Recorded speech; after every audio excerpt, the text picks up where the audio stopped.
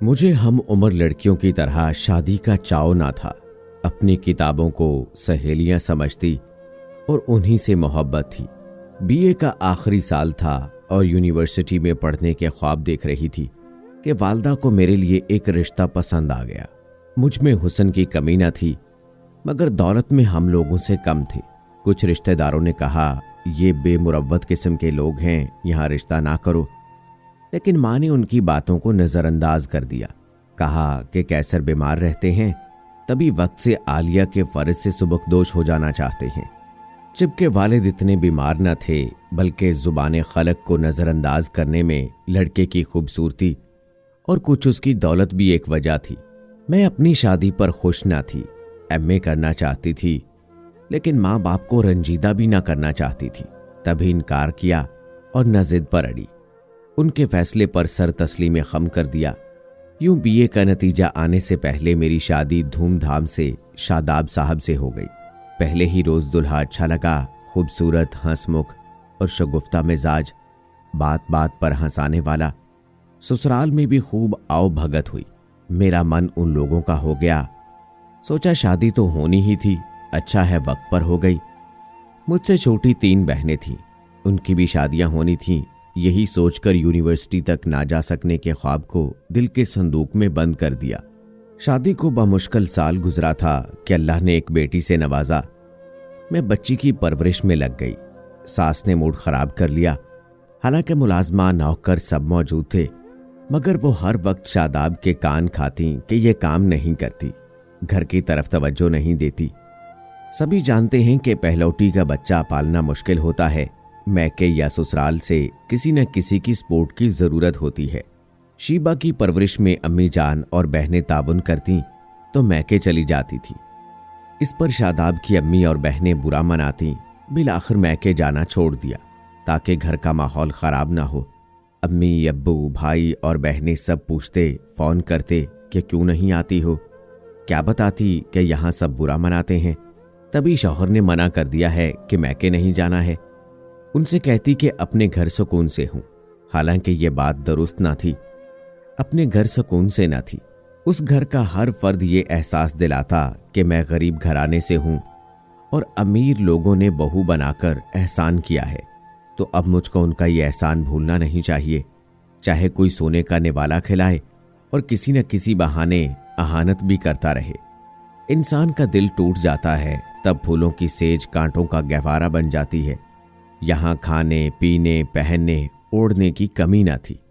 गहने पाते, हार सिंगार का ढेर सारा सामान, सभी कुछ था। लेकिन ससुराल वाले जिन नजरों से देखते, उनमें मुझको कमतर समझने का एक एहसास पोशीदा होता था। इसी एहसास की लौ पर मेरा दिल हर लम्हा सुलगता और पिघलता रहता। गुलाबी रंगत में जर्दी घुलने लगी और मैं सातों की तपिश में नर्मो नाजुक फूल की तरह मुरझाने लगी। अम्मी अब्बू मिलने आते, हैरत से मेरे चेहरे को तकते। बहनें सवाल करती, आपी तुम्हें क्या हुआ है? कुछ नहीं हुआ। छोटी बच्ची जगाती है, नींद पूरी नहीं होती और बस। फिर यह हुआ कि मेरा मैके जाना बिल्कुल खत्म हो गया। अम्मी के पड़ोस में शगुफ्ता रहती थी जो मेरी हम उम्र थी। इत्तफाक से उसकी शादी हमारे साथ वाले घर में हो गई। ब्याह कर आई तो मेरे पास आना जाना शुरू कर दिया। यूं शगुफ्ता की जुबानी अम्मी को मेरे बारे में बातें पता चली। हैरान थी कि आलिया किस मट्टी की बनी है। इतना कुछ सहकर भी मैके में शिकवा नहीं करती। शादाब ज्यादातर अपने कारोबार के सिलसिले में बाहर रहते। रात को आते, जो माँ रिपोर्ट देती उसके मुताबिक उनका रवैया मेरे साथ होता। शरीफ घराने की लड़कियां हर दुख सहती हैं, मगर इस वजह से अपना घर नहीं छोड़ती कि माँ बाप को तकलीफ ना हो। मैंने भी खामोशी से तलख रवैये बर्दाश्त किए। वालदैन से शौहर और उनके घर वालों की शिकायत ना की। शीबा बामुश्किल 2 बरस की थी कि दूसरी बेटी हो गई, तो नन्ही मुन्नी बच्चियों की परवरिश में सब कुछ भुला दिया। अपनी हस्ती से बेगाना हो गई। उन दिनों सास बीमार पड़ गई। उनकी खिदमत गुजारी को शादाब ने एक नर्स का इंतजाम कर दिया। ये लड़की फरजाना 16 बरस की थी। उसने हमारी सास की बहुत तंदुही से देखभाल की। ऐसी खिदमत की कि सगी बेटियां भी शायद ना करें। चलने फिरने से माजूर हो गई थीं, पानी तक खुद ना पी सकती थीं। ये लड़की ही उनको नहलाती, कपड़े तब्दील कराती, बाथरूम ले जाती, वक्त पर खाना खिलाती, दवा देती। गर्ज जिस पहलू से फरजाना ने अपनी ड्यूटी सरअंजाम दी कि अफराद खाना उसका शुक्रिया अदा करते न थकते थे। फरजाना उनकी मुस्तकिल ज़रूरत बन गई थी। सास ने दोनों छोटी बेटियों की शादियां कर दी। घर में मैं और फरजाना रह गई थी। फरजाना के वालिदैन का इंतकाल हो चुका था। वो अपनी बड़ी बहन के घर रहा करती थी जो शादीशुदा थी। उस खातून का नाम जमीला था और ये शादाब के ऑफिस में काम करती थी। उन दिनों मैं तीसरी बार माँ बनने के मरहले से गुजरने वाली थी। अम्मा जान की खिदमत करने से माजूर थी। सोचती थी अगर फरजाना ना मिलती तो ना जाने हमारे घर का निज़ाम कैसे चलता।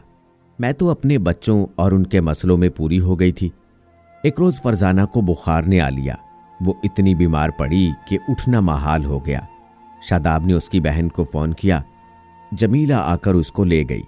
फरजाना के जाते ही हमारा घर बिखर गया। सभी कुछ औंधा हो गया। शादाब काम छोड़कर माँ के सरहाने बैठे रहने पर मजबूर हो गए। नंदें बारी बारी चंद दिन आकर रहती। उनके शौहर इसरार करते कि घर चलो। ससुर बेचारे अक्सर बाहर से खाना मंगवाकर खाने लगे। जब बच्चों से वक्त मिलता मैं किचन में जाती कि जो हो सकता कर देती। अम्मा जान मुझ पर चिल्लाती कि कैसी बहू मिली है जो किसी काम की नहीं है। बीमार सास का खाना अलग से बनाना होता था और ससुर शुगर और ब्लड प्रेशर के मरीज थे। उनके लिए अलहदा खाना तैयार करना पड़ता था। फरजाना ये सब खुश असलूबी से करती मगर मुझसे ना हो पाता। एक रोज़ शादाब ने अम्मा जान के लिए खाना बनाने को कहा। मेरी तबीयत ठीक न थी। किचन में गई, चक्कर आने लगे। गर्मी बहुत थी। बमुश्किल उनका परहेजी खाना बनाया मगर यखनी पतली रह गई और दलिया भी सख्त सा हो गया। जब शादाब ने खाना अम्मा को खिलाना चाहा, उन्होंने मुंह से निकाल कर थूक दिया। कहा, क्या ये खाना खाने के लायक है? शादाब ने एक चमचा भर दलिया मुंह में रखा। बदकिस्मती से नन्ना सा कंकर उनके दांत तले आ गया। हालांकि मैंने दलिया साफ किया था लेकिन कोई एक कंकर चूक गया था। उन्होंने आओ देखा ना ताओ मार देने के दरपे हो गए। 2-4 झांपड़ दिए ही थे कि अम्मी भाई के हमरा आ गई। चिल्लाने लगी, शादाब बेटा ये क्या कर रहे हो? ऐसी हालत में जबकि बच्चे की पैदाइश में चंद ही दिन बाकी रहते हैं, तुमने आलिया को इस बेदर्दी से मारा है? ये तो मर जाएगी। मुझसे कहा कि चलो मेरे साथ वरना ये तुम्हारी जान ले लेंगे। शादाब बोले, हाँ खाला जी, आप ले जाइए अपनी लाडली बेटी को अभी और इसी वक्त। ऐसा ना हो कि कुछ का कुछ हो जाए। अम्मी ने गनीमत जाना मुझे अपने हमरा ले आई। मैके आए 4 दिन ही हुए थे कि अल्लाह ने बखैरियत 2 बेटों से सरफराज किया। फ़ोन पर अब्बू ने शादाब को जुड़वा बच्चों के होने की खुशखबरी सुनाई मगर वो ना आए। उनकी वालदा की तबीयत खराब थी। कहा कि जब अम्मी जान को अफाका होगा आ जाऊंगा। वही फरजाना को लेने जमीला के घर पहुंचे। वो अब ठीक हो गई थी। जमीला से दरख्वास्त की कि अपनी बहन को भेज दो। मेरी बीवी मैके में है, अम्मा को देखने वाला घर में कोई नहीं है। मैं कब तक कारोबार छोड़कर बैठा रहूंगा? जमीला ने मेहरबानी की और फरजाना दोबारा हमारे घर आ गई। घर फिर से संभल गया। अम्मा जान मरते मरते जी उठी। अब बेटे के सर हो गई कि तुम फरजाना से निकाह कर लो। मुझे ऐसी ही बहू चाहिए थी। मेरी बदबख्ती के सूरत पर मर मिटी और काहिल कामचोर फूहड़ आलिया को बहू बनाकर ले आई।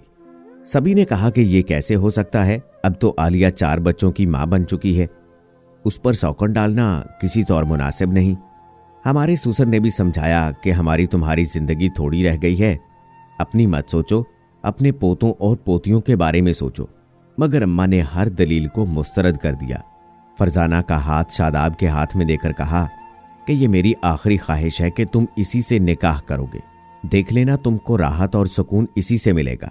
कर्ज हमारी सास ने जिद करके फरजाना का निकाह शादाब से करवा दिया। फरजाना ऐसा ना चाहती थी मगर जमीला लालच में आ गई क्योंकि शादाब ने काफ़ी रुपया पैसा उसको दिया और एक घर फरजाना के नाम करने का इकरार किया। बहरहाल ये निकाह खुफिया हो गया। हम लोगों को कानों कान खबर न हुई। उसके बाद शादाब मुझे लेने आए और न अपने बच्चों को देखने आए। मेरे बच्चों की परवरिश ननियाल में होने लगी। सब कहते कि उनके ससुराल वालों ने तो गोया बहू को भुला दिया है। एक दिन मेरी दोनों बेटियां स्कूल गईं तो छुट्टी से जरा पहले शादाब वहां पहुंच गए और बच्चियों को अपने साथ घर ले गए।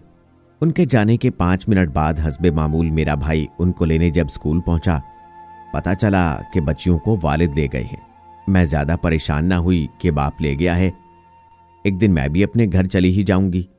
वालिद साहब ने शादाब को फोन करके पूछा कि बच्चियों को तुम स्कूल से ले गए हो? जवाब दिया, हाँ मैं ले आया हूं। अम्मी जान मिलना चाहती थी। बेटा इत्तला तो की होती, हम परेशान हो गए थे। इसमें परेशान होने वाली कौन सी बात है? अब इत्तला हो गई है ना आपको, फिक्र ना करें, मेरी औलाद मेरे पास है। एक दिन शगुफ्ता की अम्मी आई और बताया कि तुम्हारे शौहर ने दूसरी शादी कर ली है। क्या तुमको खबर है? हाँ खबर है।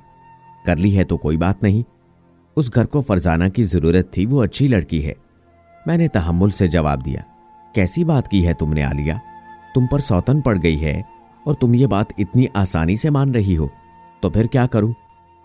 जब मैं सास की खिदमत नहीं कर सकती, उनको और घर को आसानी से नहीं संभाल सकती, तब किसी को तो संभालना है।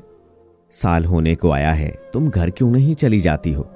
मैके में क्यों पड़ी हो? आखिर कब तक यहां रहोगी? 4 बच्चे हैं तुम्हारे, ये सोचा है तुमने? हम तो इस इंतजार में थे कि शादाब खुद लेकर आ जाएगा। क्या खबर थी कि वहां क्या खिचड़ी पक रही है। मेरी बजाय अम्मी ने जवाब दिया और रोने लगी। रो तो मैं भी रही थी, लेकिन मेरे आंसू दिल में गिर रहे थे। और यह सच है कि जो आंसू आंखों की बजाय दिल में गिरते हैं, वो पानी के कतरे नहीं होते, वो दहकते हुए अंगारे होते हैं जो वजूद को दागते रहते हैं। अब्बू ने शादाब को फोन किया, उन्होंने फोन ना उठाया। बच्चों की जुदाई में जान पर बनी थी। शगुफ्ता माँ के घर आई, मेरे पास भी आई, बताया फरजाना ने बच्चों को बहुत प्यार से रखा हुआ है, फिक्र मत करो, तुम्हारी बच्चियां ठीक हैं, वो अब किसी और स्कूल जाती हैं। फरजाना उनको तैयार करती है, नाश्ता कराती है और लंच बनाकर देती है। वो इस बात से खुश नहीं है कि बच्चियां तुमसे जुदा रहें, चाहती है कि तुम वापस घर आ जाओ। मैंने सब कुछ खामोशी से सुना और कोई तबसरा ना किया। यही कहा, कोई मसला नहीं है, बस अल्लाह को यही मंजूर था। अब जब शगुफ्ता आती मुझसे कहती, वाकई फरजाना अच्छी इंसान है, वो तुम्हारे शौहर से कहती रहती है कि आलिया बाजी को घर ले आओ, हम दोनों मिलकर रहेंगी। वो अम्मा जी को भी समझाती हैं कि दूसरे की लड़की का ख्याल करना चाहिए, किसी औरत का घर बर्बाद करना या उसके बच्चे जुदा करना ठीक बात नहीं। इस बात पर सास और फरजाना में काफी इख्तलाफ रहता है। एक रोज एक तकरीब में फरजाना से इत्तफाकन मुलाकात हो गई। वो मेरी दोनों बच्चियों को साथ लाई थी। मैं खुद पर काबू ना रख सकी और भरी महफिल में बच्चियों से लिपट गई। आज तो आंसुओं पर भी इख्तियार ना रहा। मेरी हालत देखकर फरजाना भी रोने लगी। बोली, बाजी मैंने बहुत मना किया, मगर जमीला बाजी और उनके शौहर ने मजबूर कर दिया। कहा, अगर हमारा कहा ना माना तो हमारे घर रहने भी मत आना। आपको कसम है अपने रब की, अपने घर आ जाइए। वादा करती हूं अगर आपने शादाब से सुलह कर ली तो मैं आपकी जिंदगी से निकल जाऊंगी। आपको इस तरह अपने बच्चों के लिए तड़पता नहीं देख सकती। वो वाकई ये अल्फाज दिल से कह रही थी और मेरे दिल पर उसकी बात असर कर रही थी कि दिल से निकली बात असर रखती है। इसके बाद तो जैसे फरजाना ने अपना मिशन बना लिया कि वो मुझे घर लेकर ही जाएगी। उसने शादाब के भी कान खा लिए कि बाजी को घर वापस लाओगे और उनके साथ हुस्ने सलूक से रहोगे तो मैं रहूंगी, वरना चली जाऊंगी। एक दिन शगुफ्ता ने आकर बताया कि फरजाना रूठकर अपनी एक सहेली के घर चली गई है और झगड़ा इस बात पर हुआ है कि वो तुमको घर वापस लाने पर इसरार कर रही थी। और ये अफवाह भी सुनी है कि शादाब उसको तलाक देने वाला है। कुछ दिनों बाद मेरी ससुराल के कुछ मुअज़्ज़ज़ लोग अब्बू के पास सुलह सफाई को आए। शादाब भी साथ थे। अब्बू से माफी मांगी और मुझे घर ले गए। मैं इसी दिन की मुंतजिर थी कि अपने घर लौट जाना चाहती थी। बच्चियों के बगैर न रह सकती थी। घर में कदम रखते ही सुकून मिल गया, जैसे किसी को अपनी खोई हुई जन्नत वापस मिल जाए। मेरा कमरा साफ सुथरा उसी तरह सजा हुआ था, हर शय करीने से रखी हुई थी। मेरी शादी के वक्त की तस्वीर जो शादाब के साथ थी वो भी मेज पर वैसे ही रखी थी, किसी ने उसको वहां से ना हटाया था। मुझको ये तस्वीर देखकर लगा जैसे कि दोबारा एक नई जिंदगी मिल गई हो। बच्चियां दौड़कर मुझसे लिपट गईं, जैसे डाली से फूल लग गए हों। ऐसा सुकून पहले कभी अपने अंदर महसूस नहीं किया था। लेकिन फरजाना, जाने वो कहां चली गई थी? किससे पूछती, कौन जवाब देता इस सवाल का? एक रोज सोकर उठी तो देखा कि सास के कमरे में फरजाना सो रही है। वो वापस आ गई थी। शायद रात को जब मैं अपने कमरे में सो गई थी, 11 बजे जब मैं बच्चों के कामों से फारिग होकर जरा सस्ताने को बैठी, वो आ गई। सलाम किया, बोली, अब मुझसे मुंह मत मोड़ लेना। ये सब कुछ मैंने तुम्हारे लिए किया था बाजी। अगर मैं रूठ कर ना जाती तो तुम कभी अपने बच्चों के पास वापस लौट कर ना आ सकती थी।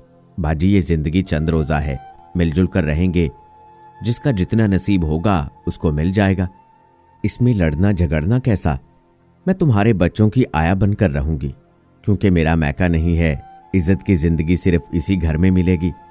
औरत का निकाह एक ही बार हो तो अच्छा है। इसकी आंखों के बहते हुए आंसुओं ने मेरे दिल पर असर किया कि जब वो उठकर मेरे गले लगी, मैंने भी उसको गले से लगा लिया। अपनी कहूं तो दिल में ठान कर आई थी फरजाना की तलाक कराऊंगी, मगर उसके हुस्न सलूक ने मेरी ज़मीर को जगा दिया।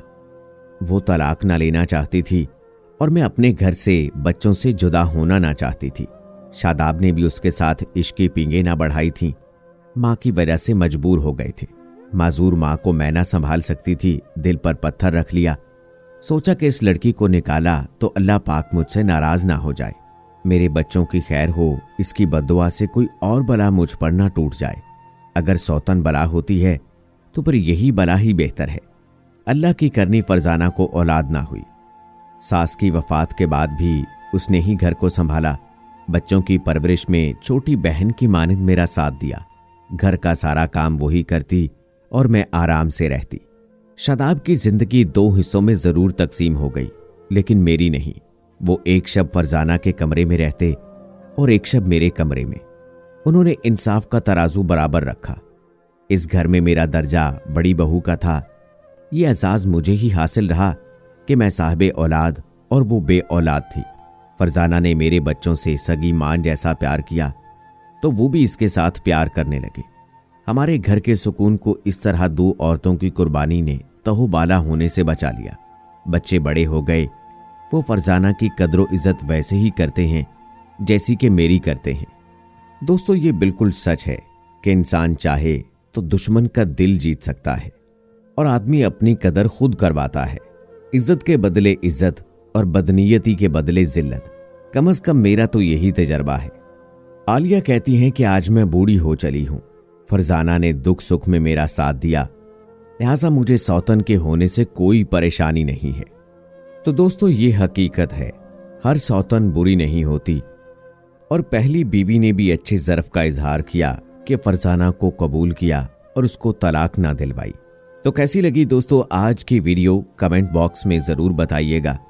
अगली वीडियो तक मुझे इजाज़त दीजिए। अल्लाह हाफिज़।